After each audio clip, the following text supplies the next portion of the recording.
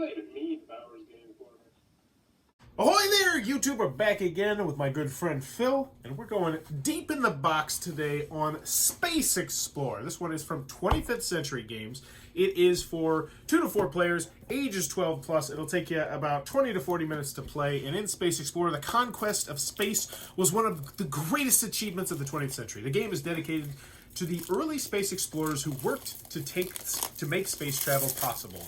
You are head of a research and development hub and a space research center competing with other such hubs in the spirit of the golden age of astronautics. Your goal is to complete large-scale space projects by gathering the best and brightest minds humanity has to offer. The player who creates the most effective team and implements the most ambitious project wins. That sounds really cool.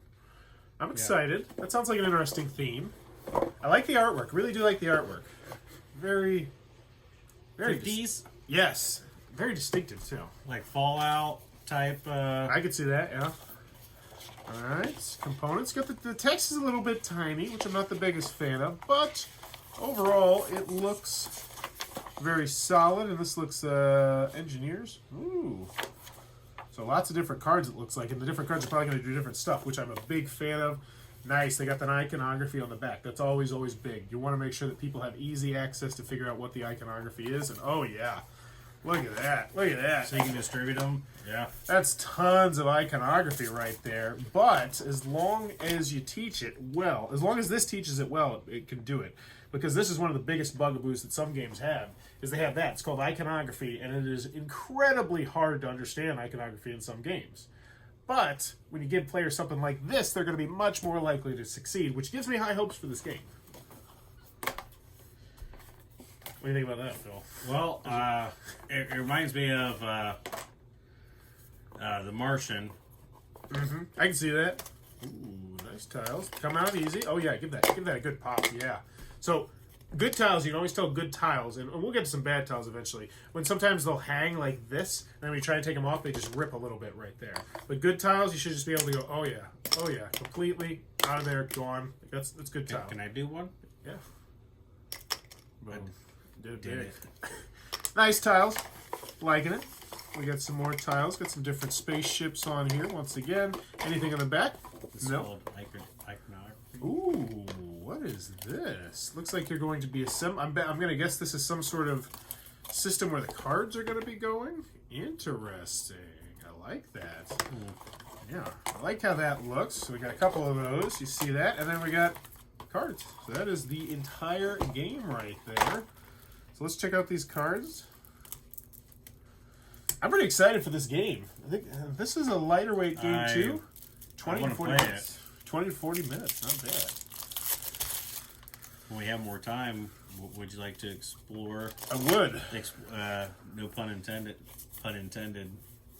I like how this card is just a zoomed in version of that card. It's like these cards are totally different. This one he's close, and this one he's far. like far more concentrated. No, I want to see like the 4. Is it just like right up here, just on his nose, like looking at like a zit or something? Probably. Nope. So 3. So what's the deal? Why does it get closer from 1 to 2 to 3? That's odd. Cards feel good though. Cards feel good. Oh, 4. Boom. There's the zit. So what? Okay, so 2. Let me see. 2 to 3. I don't feel like zooms in enough. He's sciencing so much harder at 4 than he is at 1. He's like, I'm sciencing so hard right now. What's she? Here's a 0. I'm just kind of sciencing. I'm thinking about my wife. Yeah, right now. We got to do it. I got big things going on. Not dealing with science. Science hard.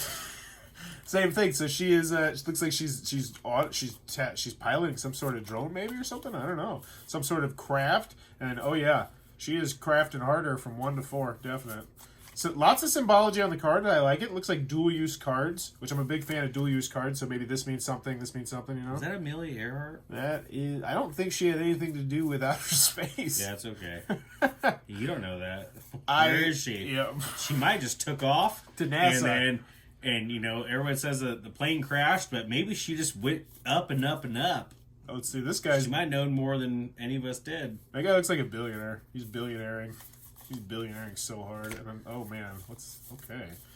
So I have no idea what's going on in this game. It's going to come down to this, all of these reference cards. So I am very excited to check this one out. Very interesting looking game.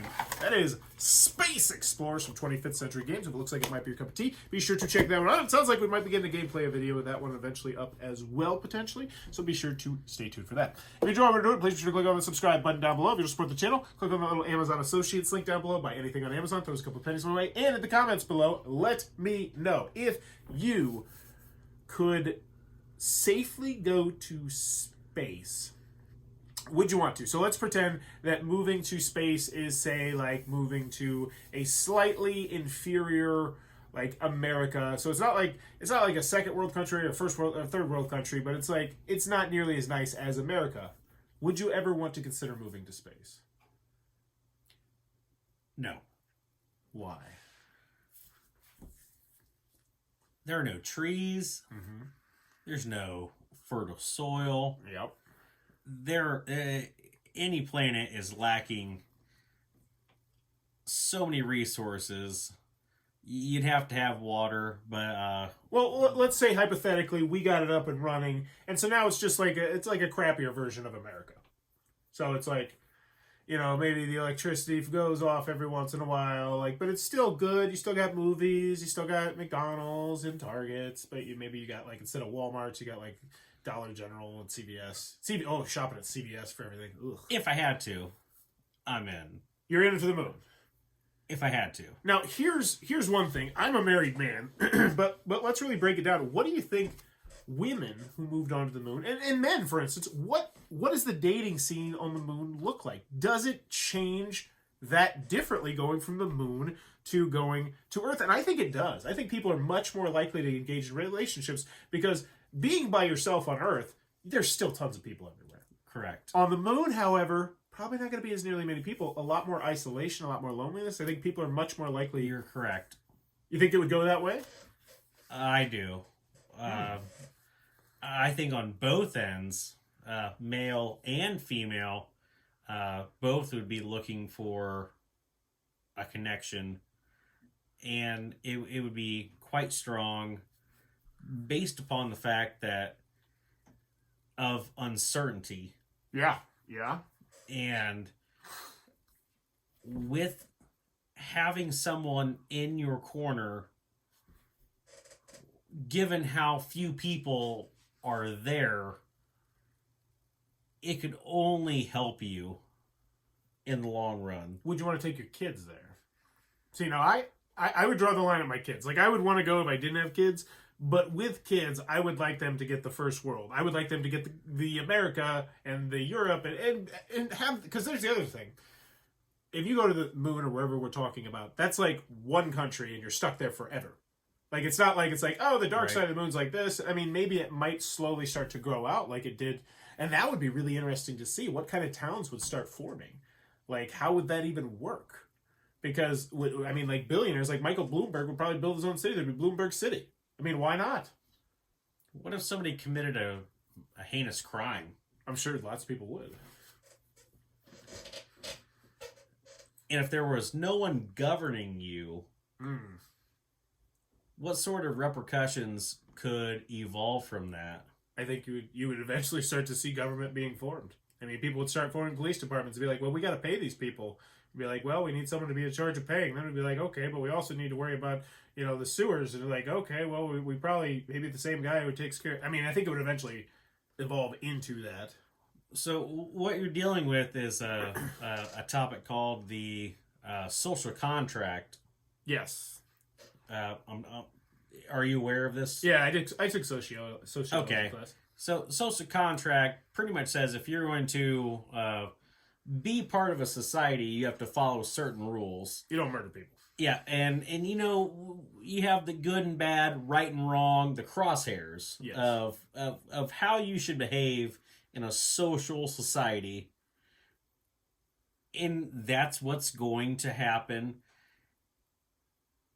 if you were to go to the moon or Mars or any other planet. That foundation is going to be set again. And then it's going to be like, who's going to enforce it? And that's going to be your police and your government, and it's going to be a recycle process. So how similar would our social contract look from Earth to the moon, though? That would be something I'd be very fascinated to see, because there's so many factors we can't even begin to imagine that would impact it. And the problem is that realistically, we're not going to be around to be able to see that fruition. Yeah, that's fair. But do I believe that it's going to exist again as it does now? Yes. So here's one thing. We'll end on this, but I think this would be definitely something it'd be much more socially acceptable to smell like crap. Because here's the thing, you're on the moon. I just smelled really hard right there. Well, you're on the moon. There's not nearly as much water, so bathing becomes something that you do once a day to maybe something. Oh, we try 2 times a week or something like that. And all of a sudden, that a little bit of funk, not so much a big deal. Well, you're saying that there's going to be perspiration, and that's because of humidity, and there's not much humidity there. So how do you perspire to create a odor if there's not humidity? Well, I mean, you still just smell. You don't think wipe so? so well. You think so? Help us to take the shot at you personally. I don't know.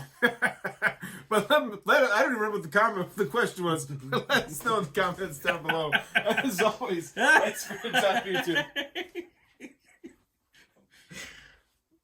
Oh yeah, that's fun.